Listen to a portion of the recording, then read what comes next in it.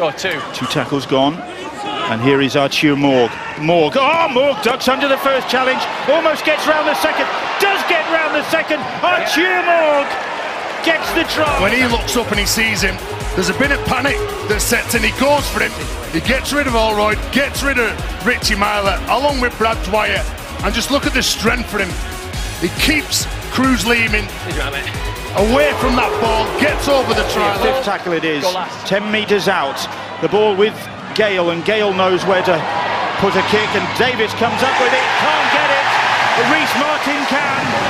Now here's Dwyer. Dwyer, short ball to Bodie Thompson. And Leeds set restart. Sutcliffe. And Leeds do extend their lead. And the penalties. Goal 2. Half-hearted cry of forward from the south stand. They normally do better than that. Maloney's ball. Whitley goes carving through, and Matt Whitley comes back, and Whitley gets a... Is defending, and the space just opens up. You can see Cruz Leeming just having a little look on the inside at what Maloney was doing. Maloney just knew. Hold Jared, hold mate. Goal 3. 55 minutes gone. And here is, Maloney made that look so easy. He's got some support. Will he need it? He has got some support. Goodemorn. It's Mike McMeekin who is there. In this second half, the ball movement from Cassiano.